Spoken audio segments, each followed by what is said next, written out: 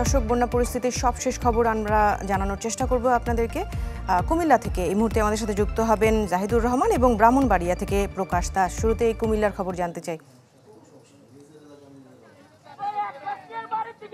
দৃষ্টি, কিছুক্ষণ আগে আমরা উপজেলা প্রশাসনের কাছ থেকে জানতে পেরেছি যে কুমিল্লায় ভারত থেকে যে পানি আপনার ক্রমান্বয়ে বাড়ছে, সেটা আমাদেরকে তথ্য জানানো হয়েছে বিপদসীমার 120 সেন্টিমিটার উপরে পানি এই মুহূর্তে প্রবাহিত হচ্ছে এবং বিকেলে যেটা ছিল 113 সেন্টিমিটার সেখান থেকে কিন্তু ক্রমান্বয়ে, এবং সকালে এটা ছিল শুধুমাত্র 70 সেন্টিমিটার।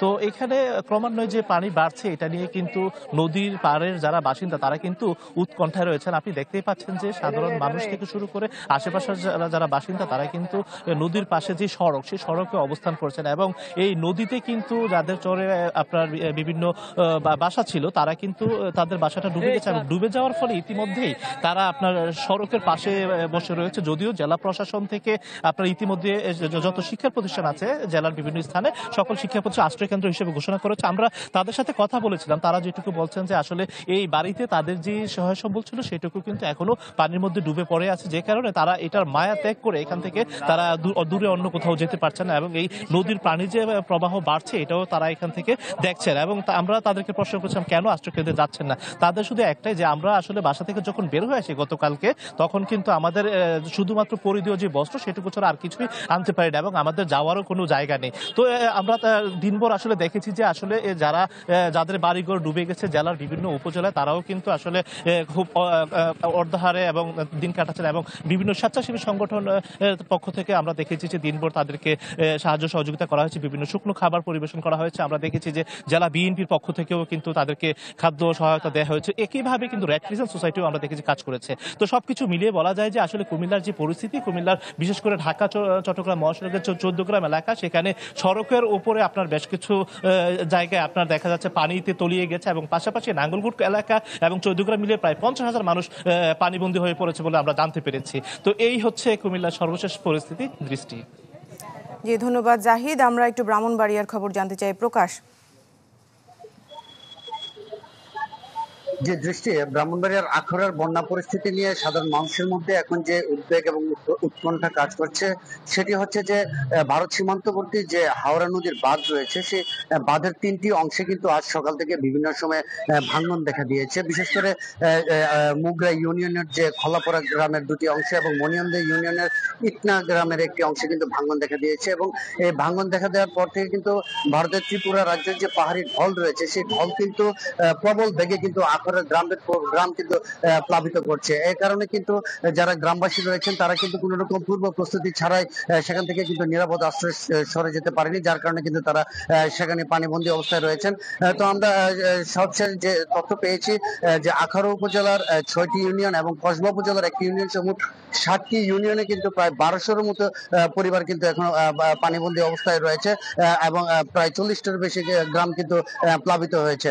তো এর মধ্যে কিন্তু কিছু সংখ্যক পরিবার নিরাপদ আশ্রয়ে আসলেও বেশিরভাগ পরিবারে কিন্তু এখনো পানিবন্দী অবস্থায় রয়েছে। তবে এর মধ্যে অনেকেই রয়েছেন যারা ঘরের আসবাবপত্রের নিরাপত্তার জন্য কিন্তু তারা পানিবন্দী অবস্থা থেকে নিরাপদ আশ্রয়ে যাচ্ছেন না। তবে জেলা প্রশাসনের পক্ষ থেকে কিন্তু আজ দিনভর প্রচারণা চালানো হয়েছে তারা যেন নিরাপদ আশ্রয়ে সরে আসেন। তো জেলা প্রশাসন কিন্তু আজকে বিভিন্ন দুর্গত এলাকা পরিদর্শন করেছেন। এ সময় তিনি আমাদেরকে জানিয়েছেন যে যারা দুর্গতরা রয়েছেন তাদের সহায়তায় কিন্তু জেলা প্রশাসনের পক্ষ থেকে 15 মেট্রিক টন চাল এবং 5 লক্ষ টাকা নগদ অর্থ সহায়তা কিন্তু বরাদ্দ দেওয়া হয়েছে, যা ইতিমধ্যে কিন্তু দুর্গতদের মাঝে বিতরণ করা হচ্ছে। এছাড়া আমি আপনাকে জানিয়ে রাখি এই বন্যার কারণে কিন্তু ব্রাহ্মণবাড়িয়া জেলায় কিন্তু কৃষি জমির ব্যাপক ক্ষতি হয়েছে। তো কৃষি বিভাগ থেকে আমাদেরকে যে জানানো হয়েছে যে পুরো জেলায় কিন্তু এখন পর্যন্ত প্রায় 5,500 হেক্টর আমন ধানের জমি কিন্তু পানির নিচে তলিয়ে আছে। এছাড়াও 750 হেক্টর শাকসবজির জমি এবং 200 হেক্টর ধানি জমি কিন্তু বীজতলার যে জমি সেই জমি কিন্তু পানির নিচে এখন নিমজ্জিত আছে। তো কৃষি কর্মকর্তা জানিয়েছেন যে যদি দ্রুত পানি সরে যায় তাহলে ক্ষতির পরিমাণ কমে আসতে পারে, যদি বন্যার পানি দীর্ঘস্থায়ী হয় তাহলে কিন্তু ক্ষয়ক্ষতির পরিমাণ জানিয়েছেন যে ব্রাহ্মণবাড়িয়ার যে নদ নদীগুলো রয়েছে সেগুলো কিন্তু বিপদসীমার 2টি অবস্থায় প্রবাহিত হচ্ছে।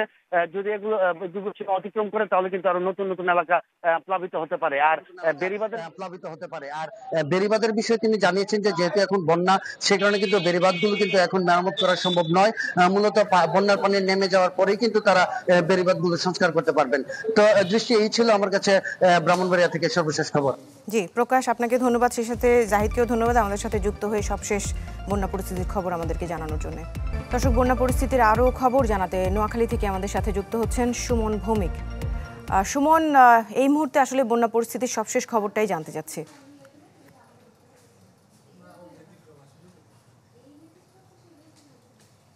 দৃষ্টি আসলে দুপুর 2টার পর থেকে কিন্তু বৃষ্টি কমার কারণে মূলত নোয়াখালীতে একটা স্বস্তির জায়গা তৈরি হয়েছে। সেটি হচ্ছে 2টা থেকে এখনো পর্যন্ত কোনো বৃষ্টি হয় না, তবে পানি কিন্তু এখনো কোনো প্রকার কমে নাই, কোনো অংশেই পানি কমে নাই। যেটি আমরা আরেকটি ভালো খবর পেয়েছি সেটি হচ্ছে কোম্পানিগঞ্জে যিনি ইউনো রয়েছেন, তিনি আনোয়ার হোসেন পাটোয়ারি, তিনি আমাদেরকে কিছুক্ষণ আগে জানিয়েছেন যে কোম্পানিগঞ্জে মুসাপুর যে রেগুলেটরটি আছে সেটি আসলে গত কয়েকদিন খুলে দেওয়ার কারণে পানি কিছুটা সচ্ছে। সেটি বলছে যে ফেনী থেকে যে পানিটি আসার মানে বন্যার যে পানিটি সেটি যে গড়িয়ে নোয়াখালীর দিকে আসছে সেটি একেবারেই কম আসছে, ফলে হচ্ছে বন্যার ভয়টা হয়তো কিছুটা কেটেছে। কিন্তু তারপরও তিনি বলছেন যে রাত্রে নাগাদ যদি কোনো কারণে ওই দিকের পানি বেশি পরিমাণে দিকে চাপে তাহলে কিন্তু আবার ভয়াবহ অবস্থা তৈরি হতে পারে। তবে নদীতে যেহেতু জোয়ারের পানি তেমন একটা উঠেনি, ফলে হচ্ছে উপরের দিকে যে জোয়ারের পানি ওঠার যে শঙ্কা ছিল সেটি কিছুটা কম আছে, ফলে এখনো পর্যন্ত স্বস্তির জায়গাটি রয়েছে। এটি কোম্পানিগঞ্জ উপজেলার যিনি নির্বাহী কর্মকর্তা আছেন তিনি আমাদেরকে জানিয়েছেন। এছাড়া নোয়াখালীর দক্ষিণাঞ্চল, যদি সুবর্ণচরের কথা বলি, সুবর্ণচর এবং কবিরহাটের একটা অংশ দিয়ে যে পানিগুলো নোয়াখালী শহর থেকে বা সদর বেগমগঞ্জ থেকে যে পানিগুলো নেমে ওইদিকে খাল হয়ে যেটি নদীতে যাওয়ার কথা, সেখানে কয়েকটি জায়গায় প্রতিবন্ধকতা রয়েছে। আমরা যেটি জানি যে ধানশালিক নামে একটি ইউনিয়ন রয়েছে, সেখানে যে প্রতিবন্ধকতা বা সেখানে যে খালের উপর যে বাঁধটি দেওয়া হয়েছে সেটি আসলে কাটতে পারছে না, কারণ ওখানকার যারা কৃষক রয়েছে তারা সেটিকে কাটতে দিচ্ছে না। ফলে ওটি যদি কাটা হতো তাহলে হয়তো পানি খুব দ্রুত সরে যেত, কিন্তু ওখানকার কৃষকরা বলছেন যদি এই বাঁধটি কেটে দেওয়া হয় তাহলে কিন্তু যে নোনা পানি রয়েছে সেগুলো উপর দিকে উঠলে যে আমন বর্তমানে করা হয়েছে সেখানে সে আমনের ব্যাপক ক্ষতি হবে, যে কারণে সে বাঁধটি কাটতে পারছে না। তাছাড়া অন্যান্য যে খালের মধ্যে যেসব বাঁধ রয়েছে সেগুলো কিন্তু সন্ধ্যার বিকেল দিক থেকেই প্রশাসনের বিভিন্ন লোকজন গিয়ে সেগুলো কাটার ব্যবস্থা করেছে বা বিভিন্ন জায়গায় প্রতিবন্ধকতা রয়েছে সেটি করছে। কিন্তু এই যে বন্যার কারণে বন্যার পানি এবং জলাবদ্ধতা, বৃষ্টির কারণে যে জলাবদ্ধতা, সব মিলিয়ে যে পরিস্থিতি তৈরি হয়েছে, এখানে যে মানুষগুলো উদ্ধার করে যে স্যাকলন শেল্টারে নিয়ে আসা হবে বা যেসব স্কুল কলেজ রয়েছে, বহুতল ভবন রয়েছে সেগুলোতে যে নিয়ে আসবে, এরকম আসলে প্রশাসনিক কোনো তৎপরতা নেই। শুধুমাত্র আমরা বিকেলের দিকেও জানাচ্ছিলাম যে নোয়াখালীতে 2-1টি সংগঠন রয়েছে যারা স্বেচ্ছাসেবী সংগঠন, এর বাইরে রেড কিচেন সোসাইটি, তারা হচ্ছে নিজেদের উদ্যোগে কিন্তু যারা ক্ষতিগ্রস্ত মানুষ রয়েছে, পানিবন্দী মানুষ রয়েছে, তাদেরকে শুধুমাত্র কিছু শুকনো খাওয়ার এবং পানি সরবরাহ করছে। এছাড়া সরকারিভাবে যে সহযোগিতা করা দরকার সেটি কিন্তু এখনো পর্যন্ত করা হয়নি। তবে দুপুর নাগাদে নোয়াখালী জেলা প্রশাসক সেখানে দুর্যোগ ব্যবস্থাপনার একটি মিটিং করেছে, সেখানে মিটিংয়ে তারা বলেছেন যে তারা শুকনো খাওয়ার এবং টাকা মজুদ রেখেছে, কিন্তু কি পরিমাণ রেখেছেন বা কোথায় দিচ্ছেন সেটি কিন্তু এখনো পর্যন্ত জানানো হয়নি। এর বাহিরে তারা বলেছেন যে 20 লাখের মতো মানুষ কিন্তু নোয়াখালীতে পানিবন্দী রয়েছে। এর বাইরে একটি তথ্য দিয়েছে আশঙ্কাজনক, সেটি হচ্ছে নোয়াখালী প্রাণী সম্পদ কর্মকর্তা, তিনি আমাদেরকে একটি তথ্য দিয়েছেন যে 55,000-এর মতো মুরগি গতকাল এবং আজকে সকাল নাগাদ মারা গেছে। সব মিলিয়ে নোয়াখালীতে আসলে এখনো পর্যন্ত পানি কমেনি, তবে যদি বৃষ্টি না হয় সকাল নাগাদ হয়তো পানি কমবে। দৃষ্টি। জি সুমন ভৌমিক, ধন্যবাদ আপনাকে আমাদের সাথে যুক্ত হওয়ার জন্য। দর্শক, এবারে চট্টগ্রামের মিরেশরাই থেকে বন্যা পরিস্থিতির খবর জানিয়েছেন আমাদের সহকর্মী রনি দত্ত। আমরা এখন অবস্থান করছি মিরেশরাইয়ের করের হাট এলাকায়। এখানে আপনি দেখতে পারবেন যে বিভিন্ন এলাকায় আসলে মানুষ খুবই আটকে আছে।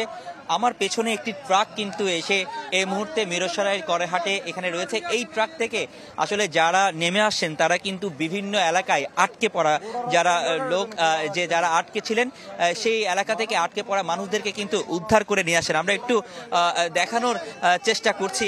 এখানে বিভিন্ন বয়সী মানুষজন কিন্তু তারা আসছে, তাদের সন্তান এবং পরিবার পরিজন নিয়ে তারা কিন্তু এই জায়গাটিতে কিছুক্ষণ পরপর শত শত মানুষকে কিন্তু এখানে নিয়ে আসা হচ্ছে। আমরা হয়তো একটু তাদের জিজ্ঞেস করবো, আপনি কোন এলাকা থেকে আসছেন? শুভপুর থেকে। কি অবস্থা শুভপুরের? প্রতি 5 মিনিট 10 মিনিট পর পর একটি করে গাড়ি লোড করে এখান থেকে নিয়ে আসতেছে।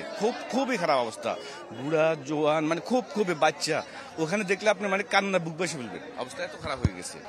আচ্ছা, আমরা আরো দেখছি যে বয়স্ক থেকে শুরু করে যারা অসুস্থ মানুষ তাদেরকেও কিন্তু উদ্ধার করে এখানে উদ্ধার কর্মীরা নিয়ে আসছেন, এবং অনেকেই যারা নিজ উদ্যোগে যারা উদ্ধার হতে পেরেছেন তাদেরকে কিন্তু নিয়ে এসছেন।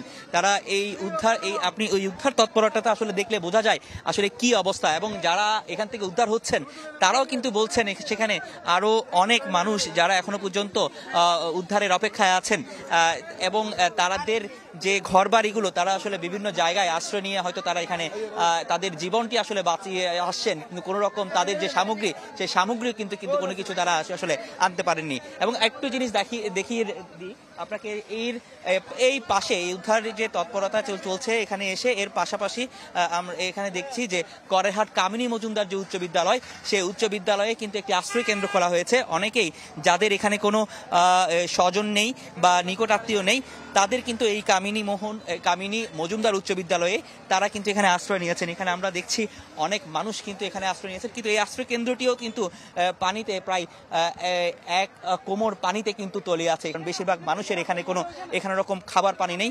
এখানে আমরা দেখছি যে বিশুদ্ধ পানি আসলে আনা হচ্ছে এবং একই সাথে শুকনো খাবার নেই। এই বিষয়টি কিন্তু এখন চরম আকার ধারণ করেছে, এবং প্রশাসনের পক্ষ থেকে এই সহযোগিতাটি আসলে চাওয়া হচ্ছে যাতে এই বিশুদ্ধ পানি এবং খাবার সরবরাহ করা হয়। আরো অনেক মানুষ কিন্তু আটকা রয়েছে, বোটের কারণে তাদেরকে আনা যাচ্ছে না। সেখানে আসলে তাদের যে নৌকা করে যাওয়ার কথা সেই নৌকাটিও কিন্তু আসলে হয়তো সেখানে যাওয়ার সুযোগ নেই, সেই কারণে তারা আসলে এখানে যেতে পারছেন না। কিন্তু সেনাবাহিনীর পক্ষ থেকে বা প্রশাসনের পক্ষ থেকে তারা চাচ্ছেন স্পিড বোটের মাধ্যমে যারা এখন আটকে রয়েছেন বিভিন্ন এলাকাতে তাদেরকে যেন উদ্ধার করে নিয়ে আসা হয়। হতাহতর বিষয় বা কেউ নিখোঁজ আছে কিনা কেউ কিন্তু আসলে বলতে পারছে না, কারণ এখানে কোনো রকম নেটওয়ার্ক নেই, কোনো রকম সংযোগ নেই। যেভাবে যে কোনো উপায়ে আসলে একটি নিরাপদ আশ্রয়ে আসার চেষ্টা করছে। তো এই ছিল মিরসরাইয়ের করের হাটের সার্বিক যে চিত্র, বন্যার পরিস্থিতির সার্বিক চিত্র।